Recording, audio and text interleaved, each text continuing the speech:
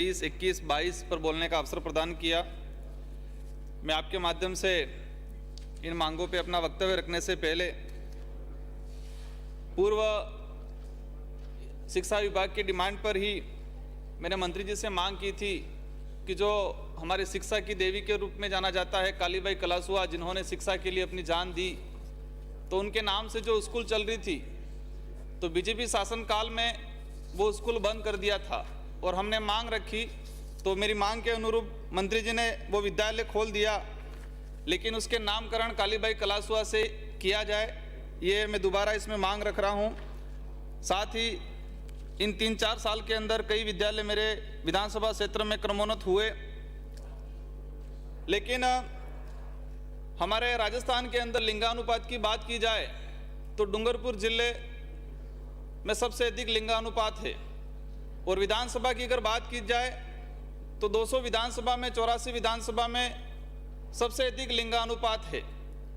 लेकिन हमने ये महात्मा गांधी विद्यालय खोला, हमारे 3 ऐसी बालिका विद्यालय, जो ज्योति बालिका विद्यालय पंचायत समिति मुख्यालय पे एकमात्र चल रहा था, चिकली बालिका,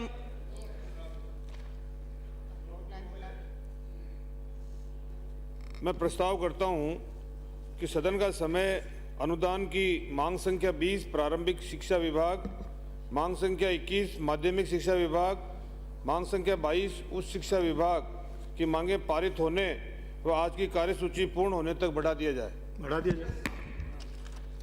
माननीय सभापति महोदय, जो लिंगानुपात सबसे अधिक है हमारे यहाँ, बालिका विद्यालय खुला हुआ था, लेकिन महात्मा गांधी विद्यालय खोलने से ज्योति, चिकली, विकासनगर, पीठ ऐसे 3 से 4 बालिका विद्यालय बंद हो गए हैं। तो मैं माननीय मंत्री महोदय से अनुरोध करूंगा, या तो नए बालिका विद्यालय खोले या फिर उसी में 2 पार्ट कर दिया जाए कि एक तो महात्मा गांधी एक समय खुले और दोपहर बाद जो बालिका विद्यालय वो रहे। माननीय सभापति महोदय, हमारे इलाके में जो शिक्षा के लिए बलिदान दिया था स्वतंत्र सेनानी सेंगाबाई, नानाबाई खाट, कालीबाई कलासुआ, तो जो शिक्षा के लिए एक गुरु का काम कर रहे थे स्वतंत्र सेनानी सेंगाबाई, उनका जन्मस्थली जो बिलापंचेला ग्राम पंचायत में है, हमारे उस क्षेत्र के लोग लंबे समय से मांग कर रहे हैं कि उस विद्यालय का नाम स्वतंत्र सेनानी सेंगाबाई रोड के नाम से किया जाए। साथ ही उसी दौरान ब्रिटिश काल में हमारे शिवराम जी रोड, उन्होंने भी शिक्षा के लिए काम किया और एक स्वतंत्र सेनानी थे, तो ज्योति विद्यालय उनके नाम किया जाए। माननीय सभापति महोदय, मेरे विधानसभा क्षेत्र के अंदर ज्योति, पुनावाड़ा, उदड़िया, चिखली, ये जो विद्यालय हैं वहाँ पर साइंस ही खुली हुई है, तो मैं चाहूँगा कि इसमें से दो विद्यालय ब्लॉक लेवल पर हैं, तो उनमें अतिरिक्त संकाय भी खोला जाए। माननीय सभापति महोदय, हमने अभी चर्चा सुनी कि विद्यालयों की क्या स्थिति है। हमने कई योजनाएं लागू की, लेकिन क्या ये योजनाएं हमारा जो एजुकेशन स्तर है, हमारी जो शिक्षण व्यवस्था है, बच्चों को जो शिक्षा देने का मूल काम है, उसको प्रभावित तो नहीं कर रही है। कई ऐसी योजनाएं, हम सुबह बच्चे का जो स्कूल में गया, उस स्कूल में जाने के बाद हम आधा घंटा प्रार्थना कराते हैं, इसके बाद बच्चे को हम दूध देते हैं, तो कम से कम 1 घंटा जैसा दूध में उसका बर्बाद होता है उस बच्चे का। लाइन लगती है लंबी, फिर इसको दूध देंगे, दूध ठंडा होगा, इसके बाद 1 घंटा जैसा पड़ेगा, फिर हम पोषाहार देंगे, फिर पोषाहार खाने के लिए लाइन लगेगी लंबी, फिर बर्तन धोने जाएंगे। ये जो सिस्टम है, वो सिस्टम कहीं न कहीं उस बच्चे का 2 से 2.5 घंटा बर्बाद कर रहा है। तो इसमें कुछ ऐसी व्यवस्था की जाए, जैसे कि हम ये बच्चों को कहते हैं कि बच्चे धोएंगे, फिर कहते हैं कुक एंड हेल्पर जो है वो गिलास और थालियाँ धोएंगे। हमने कुक एंड हेल्पर जो है उनका पैसा तो बढ़ाया नहीं है, तो वो गिलास और थालियाँ क्यों धोएंगे। तो ये एक जो समय है 2 से 2.5 घंटा, हम किसी स्कूल में जाके प्रैक्टिकल चेक करेंगे तो ये चीज़ हमारे सामने आएगी।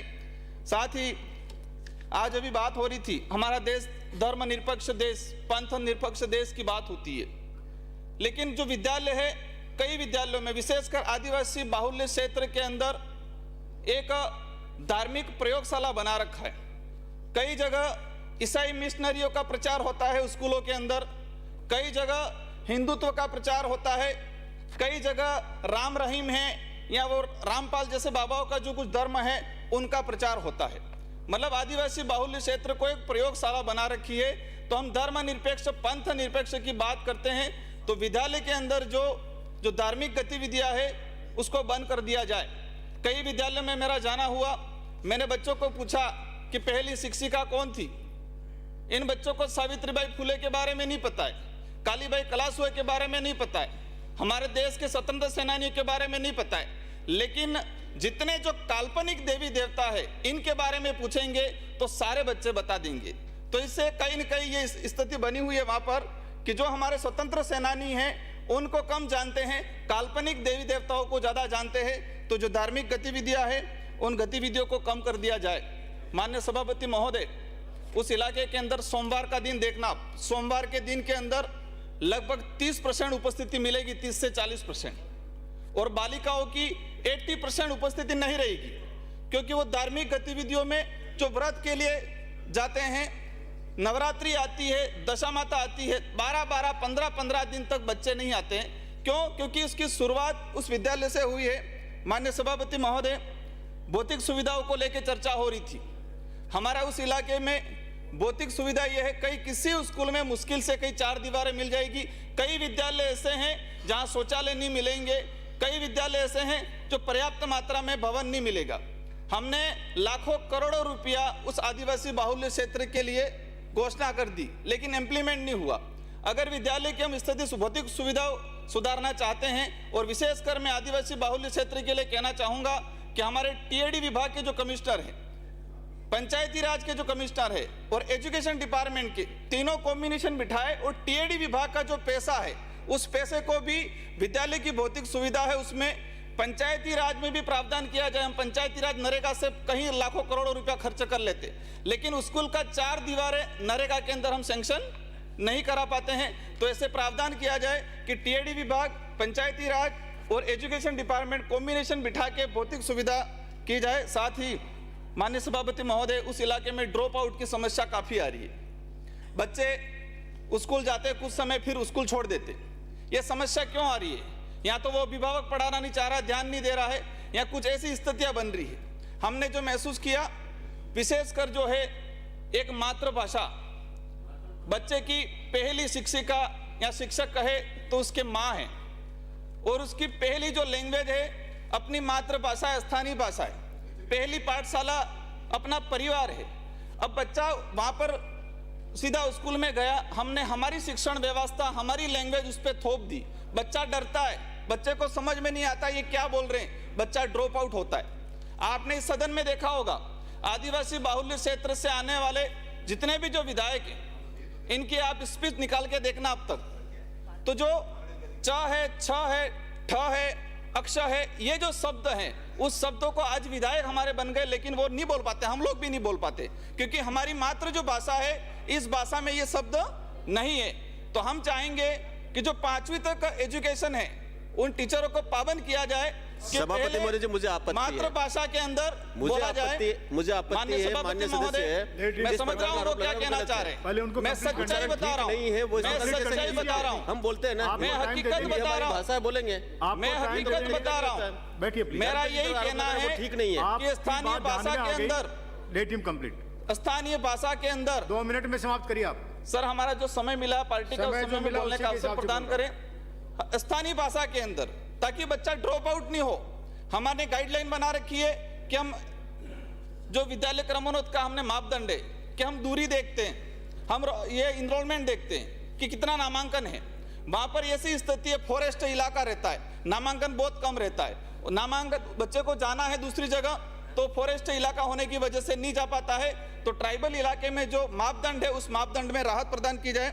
माननीय सभापति महोदय, हमने धूम्रपान, स्कूलों के आसपास हड्डे लगे हुए, एक तरफ है कि 200 मीटर की परिधि में कहीं धूम्रपान नहीं बेचेंगे। आप सर्वे करा के देख लो, स्कूल के बिल्कुल नजदीक गेट के बाहर दुकान लगी हुआ, बीड़ी, तंबाकू, सिगरेट, गांजा वाजा सब मिल रहा है। तो ऐसी व्यवस्था को हम सुधारें, ऐसी स्कूलों को लिस्टेड करें और ऐसी दुकानें बंद कराएं।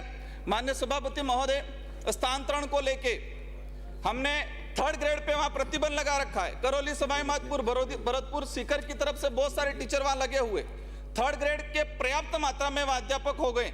लेकिन हमें जो व्याख्याता है, कॉलेज व्याख्याता और स्कूल व्याख्याता में जरूरत है। स्कूल व्याख्याता कई विद्यालय ऐसे मिल जाएंगे हमारा, जैसे कि चिकली में कोचरी है, हमारा ये चाडोली है, बासिया है, एक भी व्याख्याता नहीं है। साइंस खुली हुई है लेकिन एक भी व्याख्याता नहीं है। तो व्याख्याताओं के लिए एक पॉलिसी बनाए कि शेड्यूल एरिया में जो आ रहे हैं उन पर 5 साल तक प्रतिबंध लगाया जाए। माननीय सभापति महोदय, उच्च शिक्षा की बात हो रही थी, उच्च शिक्षा में भी यही समस्या है। हमने कॉलेज खोल रखी है लेकिन वहां पर हमारा कॉलेज व्याख्याता नहीं है। मेरे विधानसभा क्षेत्र में संस्कृत कॉलेज पीठ है। संस्कृत कॉलेज पीठ के अंदर एक एलडीसी के भरोसे पूरी कॉलेज चल रही है। जब कॉलेज खुली थी उस समय का जो एनरोलमेंट और आज का एनरोलमेंट देखे तो काफी अंतर हो गया, गिरावट आ रही है। मतलब 3 से 4 साल हो गए, एक भी व्याख्याता नहीं, एक एलडीसी के भरोसे पूरी कॉलेज चल रही है। माननीय सभापति महोदय, मैं हमारे जो एसबीपी गवर्नमेंट कॉलेज में भी व्याख्याता की आवश्यकता है। एक लिंगानुपात की लिंगानुपात सबसे ज्यादा है, तो मैं चाहूंगा कि हमारे कन्या महाविद्यालय खुले। माननीय सभापति महोदय, सिमरवाड़ा जो पूर्व में हमारे जो कॉलेज खुली हुई है उसके अंदर अतिरिक्त संकाय खोला जाए। माननीय सभापति महोदय, ये शिक्षक भर्ती के अंदर रिजर्वेशन का मामला हर बार आता है। हमारे 1167 जो पद हैं वो 1167 पद 2018 की भर्ती से अभी तक रिक्त हैं। तो मेरा अनुरोध है शिक्षा मंत्री जी, इस पे ध्यान देके इन 1167 पदों को जो पात्र अभ्यर्थी है उनसे भरा जाए। माननीय सभापति महोदय, हमने छात्रवृत्ति योजना, तो छात्रवृत्ति क्यों दे रहे हैं, छात्रवृत्ति कब देंगे? हमारा छात्रवृत्ति देने का मुख्य उद्देश्य यह है कि उस शिक्षण सत्र के अंदर उस बच्चे को किताब लाने में, कपड़े लाने में सहयोग प्रदान करें। लेकिन पूरा साल निकल जाता है, इसके बाद उस बच्चे को कहीं न कहीं छात्रवृत्ति मिलती है। माननीय सभापति महोदय, मेरे विधानसभा क्षेत्र की कुछ मांगे हैं, जैसे कि हमारे वहां पर एक हमारे बांसवाड़ा में कृषि संकाय कॉलेज एक गंभीर विषय, वहां पर 240 विद्यार्थियों का एडमिशन है लेकिन इस कॉलेज की मान्यता नहीं है। तो 240 विद्यालयों का भविष्य खतरे में है। इस कॉलेज का नाम है कॉलेज बोरवट बांसवाड़ा के अंदर, तो इसकी जांच कराए और इसकी मान्यता दिलाने में सहयोग करें। माननीय सभापति महोदय, मेरे विधानसभा क्षेत्र के अंदर राजकीय प्राथमिक विद्यालय सारण 7, डूंडी में बावड़ी, भागवा, राजकीय प्राथमिक विद्यालय धनोरा, ये ऐसे विद्यालय हैं जहां पर क्रमोन्नत कराने की सख्त जरूरत है। मैं आप चाहो तो मैं टेबल कर दूं विद्यालयों को। टेबल कर दीजिए आप। धन्यवाद। आलोक बेनीवाल।